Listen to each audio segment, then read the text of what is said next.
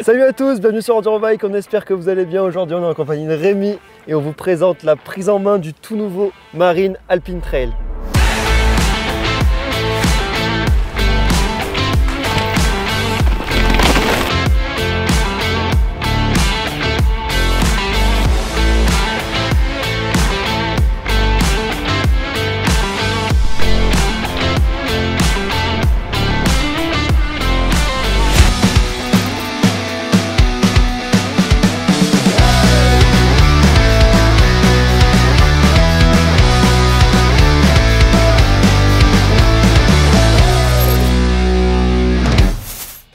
Ce Alpine Trail XR est le nouveau super enduro de la marque californienne Marin.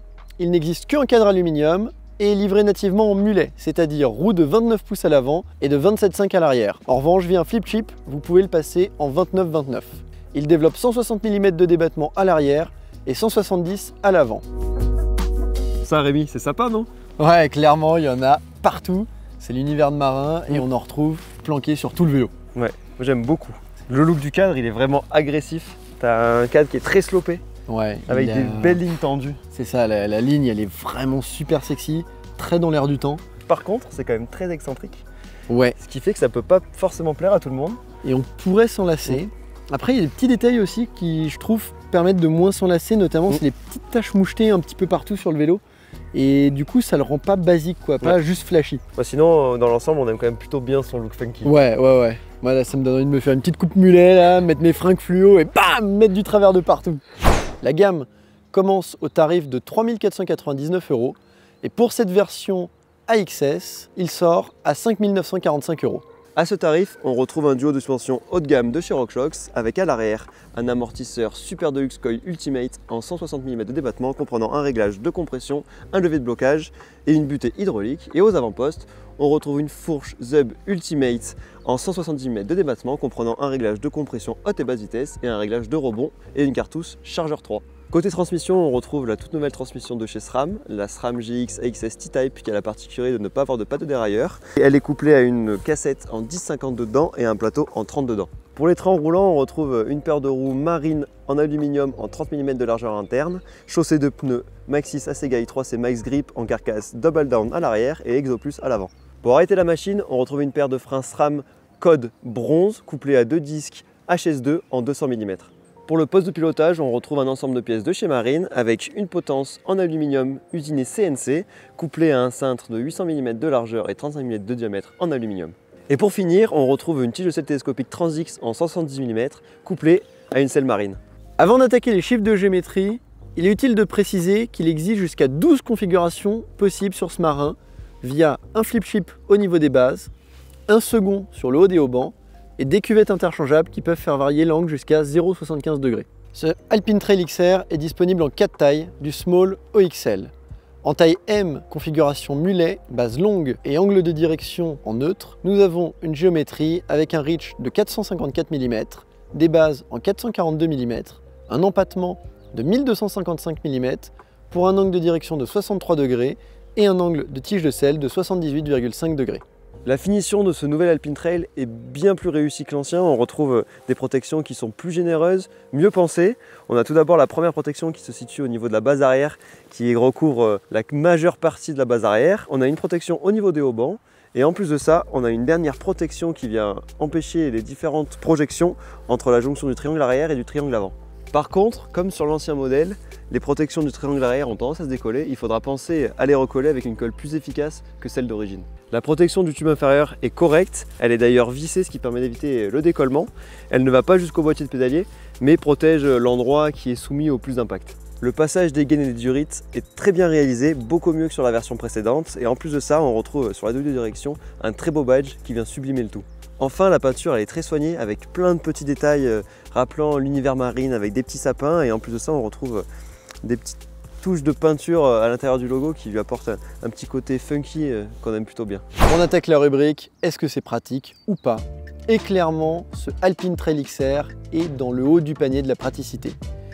On commence avec sa boîte à gants qui s'appelle la Beer Box chez Marine, qui est livrée avec une pochette qui permet de mettre une chambre à air, des petits accessoires. Sur la trappe de la boîte à gants, on a la possibilité de mettre un porte-gourde et la place pour une gourde de belle capacité. Et pour finir, on a une fixation pour un support d'accessoires sous le tube supérieur. Pour le riding, il a fallu que je troque mon petit nain de jardin, le Max, contre mon frère siamois, le Marc. Allez, viens là, toi. Allez, c'est parti. On attaque direct sur le D+, du coup. Eh bah ok. Bon, déjà, on va commencer par le positif de ce vélo. C'est la position quand on est assis sur le vélo. La tige de selle est bien redressée, le poste de pilotage est assez bas, donc on a une position qui est centrée et qui est confortable au moment de pédaler. Mais, c'est quoi ce gros mais? Il y a un très gros mais, c'est que c'est un vélo qui est vraiment tanké. Je ne sais pas si ça vient des DH casing en max grip sur les pneus, si ça vient du mulet, si ça vient des roues un peu lourdes, si ça vient du vélo en lui-même. Voilà, en tout cas c'est un vélo, c'est la première fois que je monte sur un vélo et que je me dis non, c'est mort, je vais pas pédaler avec. Et c'est le ressenti que toutes les personnes qui l'ont testé ont eu, quoi. Et les chronos le disent, de notre panel de vélo enduro, c'est celui qui est vraiment le moins bon pédaleur et de façon significative. Ouais. Donc ce qu'on peut retenir de ce Marin au niveau du pédalage, c'est que c'est un vélo qui pourra vous emmener aux deux pistes, mais vraiment au prix d'une énergie qui est conséquente. Le D+, c'est pas son truc, on a vu, mais le D-, là il y a des choses à dire. Clairement, ouais, quand la pente s'inverse, c'est là que le vélo va se révéler. C'est un vélo qui est posé, c'est un vélo qui est facile à rouler, parce que quand on est dessus, on se sent vraiment en confiance, serein. On va pouvoir lâcher les freins et là, franchement, c'est un vélo qui va franchir et filer, c'est assez impressionnant. Ouais, c'est d'accord là-dessus, c'est un vélo qu'on a fait tester à pas mal de gens au final et toutes les personnes qui sont montées dessus l'ont tout de suite trouvé facile, quels que soient un peu les gabarits d'ailleurs. On a eu des gabarits assez extrêmes, on va dire, qui ont pu le tester et qui étaient bien dessus. Donc un vélo, ouais, clairement qui est accessible, ça c'est sûr. Accessible, ouais. Moi j'ai trouvé même qu'il avait, peut-être avec la route 27, que l'arrière était pas si lourd que ça. Ah bah non, il est pas lourd, il est et que ça se plaçait bien, quoi. C'est dans les virages, tu mets un peu de pop et hop, tu arrives à les bien placer pour aller chercher les petites courbes dans les petits appuis un peu serrés. Mais ça, c'est en fait assez caractéristique des vélos qui sont conçus mulets de base. C'est des vélos qui ont cet ADN un petit peu joueuse. Et ce qui est aussi marrant sur ce Marin, c'est que malgré les chiffres d'une géométrie qui se paraissent extrêmes, et ben c'est pas du tout le ressenti qu'on a dessus. Ouais. On va être installé et puis ouais, ça va virevolter quand même bien. Si tu veux faire un petit bunny, bah, ça va passer. Moi, alors attention, il faut noter quand même que le Marin, on a jusqu'à 12 positions de géométrie quand on prend en compte et le mulet et le 29. Donc c'est aussi un vélo qui peut avoir plusieurs visages différents. On n'a évidemment pas pu tout tester parce que je pense qu'il faudrait une année complète pour pouvoir tester toutes les positions. Mais voilà, du coup on peut aller peut-être exacerber certains de ces caractères en changeant le montage. Au niveau du freinage, il plante plutôt bien. Hein. Bah, au niveau du freinage, il plante même carrément bien parce qu'il a un angle de fourche qui est hyper ouvert, il a des pneus qui sont super adhérents. On a un coil à l'arrière aussi, donc forcément tout ça participe à un ensemble qui fait que c'est un très bon freinage. Il freine bien et puis du coup, tu l'as dit, c'est un vélo qui collait bien, il a un bon grip. Encore une fois, avec des pneus en max grip, c'est clair que là, on peut aller chercher du dévers. Ouais, c'est vrai. Non, ça chercher un dévers, ça tient permet, bien. c'est un vélo qui va avoir un bon grip.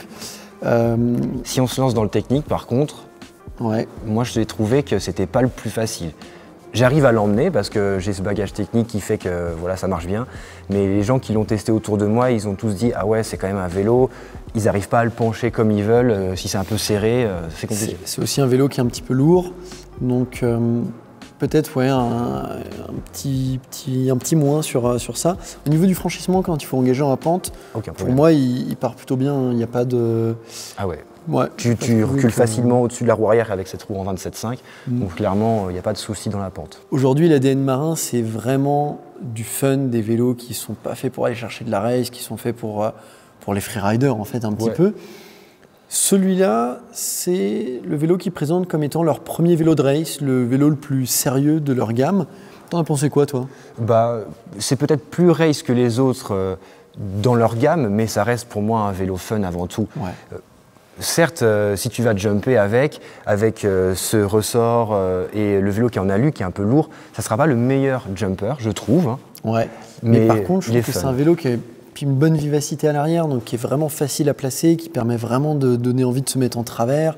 C'est un vélo qui donne un peu la banane quoi. Quand tu roules, ça peut. Voilà, ouais, mais ça c'est la petite roue à l'arrière, tu as envie de faire un peu n'importe quoi. Ouais, c'est bon, ça reste un vélo quand même plutôt fun. Ouais. Pour conclure sur l'essai de ce Marin, Rémi, vraiment pour moi c'est un gros vélo, c'est presque un vélo de freeride en fait. Non, je suis d'accord, faut pas oublier que dans ce montage-là, dans cette config, il pédale pas un cachou.